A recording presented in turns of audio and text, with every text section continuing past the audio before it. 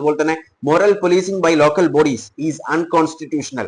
ഏതെങ്കിലും local bodies moral policing കാണിക്കുന്നുണ്ടെങ്കിൽ അത് ഭരണഘടനാ വിരുദ്ധമാണെന്നാണ്. അപ്പുറത്തേക്ക് ഒന്നും ചെയ്യാൻ കോർപ്പറേഷന് പറ്റില്ല എന്നാണ് നിയമം പറയുന്നത്. അവരോട് കൂടെ നിൽക്കുന്നു എന്ന് പറയുന്നു. അതൊക്കെ തെറ്റായ ഒരു കാര്യം. അങ്ങനെയുള്ള ഡോക്ടേഴ്സ് ഒന്നും ഇവിടെ വേണ്ടെന്നേ. എന്റെ പൊന്നു രാജേഷ് ജി, താങ്കൾ ഇപ്പോൾ വെറും ഒരു സാധാരണക്കാരനോ അല്ലെങ്കിൽ ഒരു പാർട്ടി പ്രവർത്തകനോ മാത്രമല്ല. താങ്കൾ തിരുവനന്തപുരം കോർപ്പറേഷൻ ഭരിക്കുന്ന മേയറും കൂടിയാണെന്നുള്ള ഒരു കാര്യം ഓർമ്മയിലിരിക്കട്ടെ. നമ്മളെ ഭരിക്കുന്ന ആളുകൾ, അത് മന്ത്രിയാവട്ടെ, മേയർ ആവട്ടെ, ആരുമാവട്ടെ, അവർ പറയുന്നത് എല്ലാം ശരിയാണോ? അല്ല. എന്നാൽ അവർ പറയുന്നത് മാത്രമാണോ ശരി? അതുമല്ല. നമ്മളെ ഭരിക്കുന്ന ആളുകൾ, ഭരണത്തിലുള്ള ആളുകൾ എന്തെങ്കിലും കാര്യം സംസാരിക്കുമ്പോൾ അതിനെക്കുറിച്ച് നന്നായി മനസ്സിലാക്കിയതിന് ശേഷം മാത്രം സംസാരിക്കാൻ നിൽക്കുക. ക്രോസ് മസാജിങ് വ്യാപകമായി നടക്കുകയാണ്. ഇപ്പോൾ സ്ത്രീകൾ പുരുഷന്മാരെ മസാജ് ചെയ്യാൻ പാടില്ല, തിരിച്ചും പാടില്ല. ആര് പറഞ്ഞു അങ്ങനെ പാടില്ല എന്ന്? എവിടെയാണ് പറഞ്ഞിട്ടുള്ളത്? ഒന്ന് കാണിച്ചു തരാൻ പറ്റുമോ? ഇതാണല്ലോ നിയമം. അങ്ങനെയാണോ നിയമം? അങ്ങനെ ഒരു നിയമമുണ്ടോ?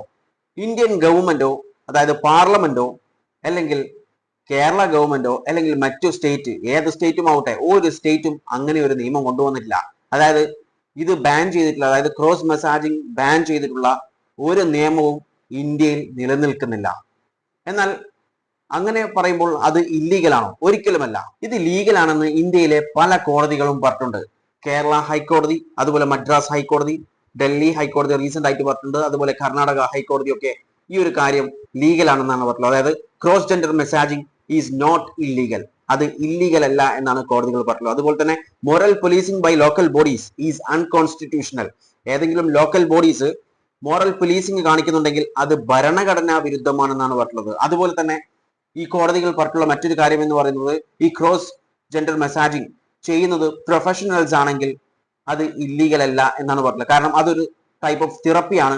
അതുകൊണ്ട് തന്നെ അതൊരു ലീഗൽ ആയിട്ടുള്ള പ്രൊഫഷൻ ആണെന്നാണ് കോടതികൾ പറഞ്ഞിട്ടുള്ളത്. കോടതികൾ പറഞ്ഞിട്ടുള്ളത് ആർട്ടിക്കിൾ 19 നമ്മുടെ മൗലികാവകാശം, ഫണ്ടമെന്റൽ റൈറ്റിൽ വരുന്ന ഒരു കാര്യമാണ്. അതായത് നമുക്ക് ലീഗൽ ആയിട്ടുള്ള ഒരു പ്രൊഫഷൻ ചെയ്യുന്നതിന് തടസ്സമില്ല, അല്ലെങ്കിൽ അതിനുള്ള റൈറ്റ്, ഫ്രീഡം നമുക്കുണ്ട്, ഇന്ത്യയിലെ ഓരോ പൗരൻക്കും ഉണ്ട് എന്ന് തരുന്ന ആർട്ടിക്കിൾ 19 നമ്മുടെ ഭരണഘടനാപരമായിട്ടുള്ള റൈറ്റ് ആണെന്നാണ് കോടതികൾ ഇതിനെക്കുറിച്ച് പറഞ്ഞിട്ടുള്ളത്.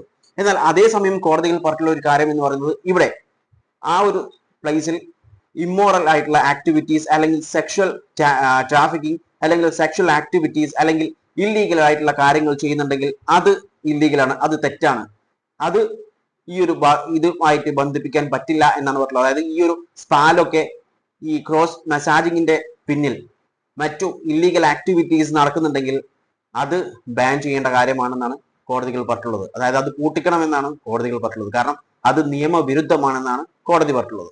അതുപോലെ ഈ ക്രോസ് മസാജിങ് ഒക്കെ ബാൻ ചെയ്യണമെന്നുണ്ടെങ്കിൽ അതിനുള്ള അധികാരമുള്ളത് നിയമസഭകൾക്കാണ്, വേറെ ആർക്കുമില്ല.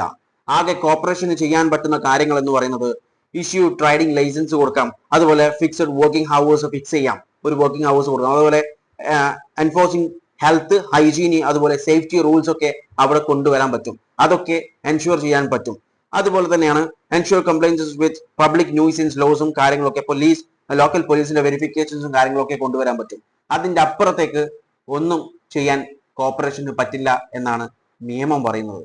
അപ്പോൾ ഇതിൽ നിന്നും വ്യക്തമാണ് ഈ ക്രോസ് മസാജിങ് എന്ന് പറയുന്ന ഒരു കാര്യം ഇല്ലീഗൽ അല്ല എന്നൊരു കാര്യം. എന്നാൽ വ്യാപകമായി ഈ സ്പാകളുടെ മറവിൽ ഇത്തരത്തിലുള്ള മസാജിങ് നടക്കുകയാണ്. അതുപോലെ തന്നെ മാസിയർ, ഡോക്ടർ, ഇവർ രണ്ടുപേരുടെ സാന്നിധ്യം നിർബന്ധമാണ്. ലൈസൻസ് കൊടുക്കുമ്പോൾ തന്നെ പറയാറുണ്ട്. പക്ഷേ പല സ്ഥലങ്ങളിലും അംഗീകൃത മാസിയർ ഉണ്ടാകാറില്ല, ഡോക്ടർമാരുണ്ടാകാറില്ല. അത് ഞങ്ങൾ പരിശോധന നടത്തും. അതോടൊപ്പം തന്നെ ചില ഡോക്ടർമാർ ഇക്കാര്യങ്ങൾക്ക്, ഇത്തരത്തിലുള്ള നിയമവിരുദ്ധമായ കാര്യങ്ങൾക്ക് ഒത്താശ ചെയ്യുന്നു എന്നുള്ള വിവരവും ലഭിച്ചിട്ടുണ്ട്. ആ ഡോക്ടർമാർ പോലീസിൻ്റെയും കോർപ്പറേഷൻ്റെയും കർശന നിരീക്ഷണത്തിലാണ്. മെഡിക്കൽ കൗൺസിലിനെ വിവരം അറിയിക്കുവാനുള്ള നടപടികൾ സ്വീകരിക്കും. മറ്റൊന്ന്, ചില പോലീസ് ഉദ്യോഗസ്ഥന്മാർ ഇത്തരത്തിലുള്ള അനധികൃത മാഫിയകളുമായി സൗഹൃദം സ്ഥാപിച്ചിട്ടുണ്ട്. അവരെക്കുറിച്ചുള്ള വിവരങ്ങൾ ലഭ്യമായിട്ടുണ്ട്. അത് കോർപ്പറേഷൻ വിവരങ്ങളുണ്ട്, അതോടൊപ്പം തന്നെ ഉന്നത പോലീസ് ഉദ്യോഗസ്ഥർക്ക് അവരുടെ വിവരങ്ങളുണ്ട്. അതുകൊണ്ട് തന്നെ ഇതൊക്കെ അവസാനിപ്പിക്കാൻ വേണ്ടി കോർപ്പറേഷനും പോലീസും സംയുക്തമായി ചില ഇടപെടലുകൾ നടത്തുവാൻ വേണ്ടി ആലോചിക്കുന്നുണ്ട്. അത് നടത്തണം.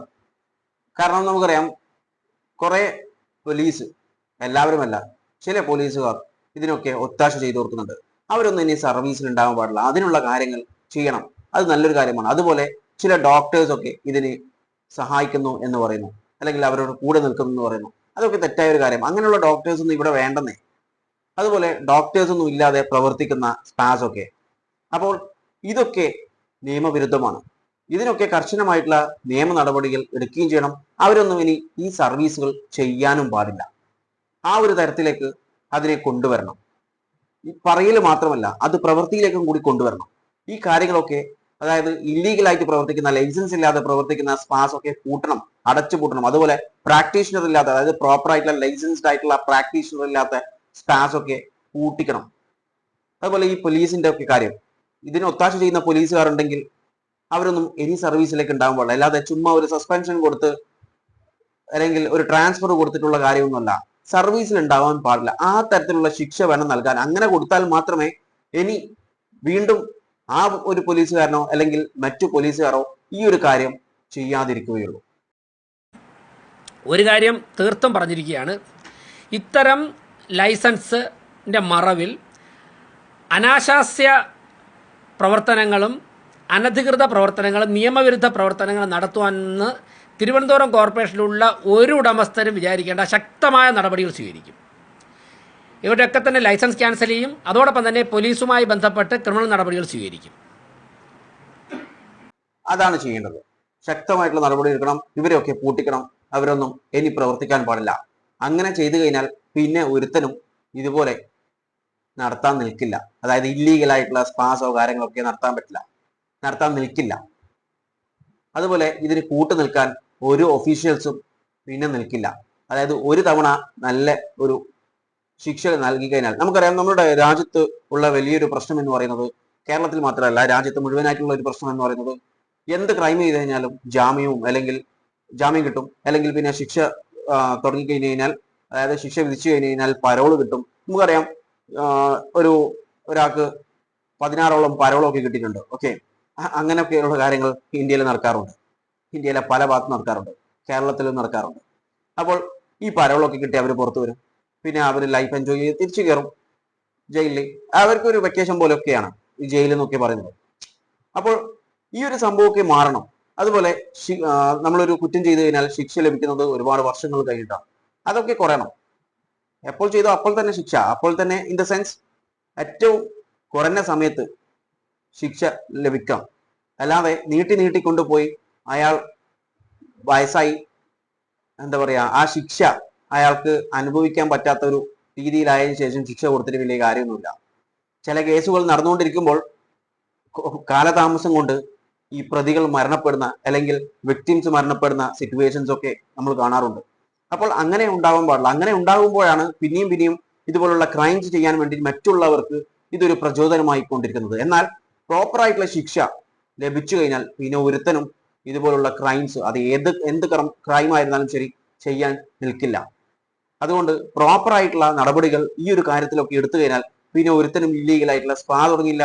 അതുപോലെ ഒരു അതോറിറ്റിയിലുള്ള ഒരുത്തനും ഒരു ഒഫീഷ്യലും ഇവരെ പോലത്തെ ആളുകളെ, അതായത് ഇല്ലീഗലായിട്ട് ചെയ്യാൻ ഉദ്ദേശിക്കുന്ന ആളുകളെ സഹായിക്കാനും നിൽക്കില്ല.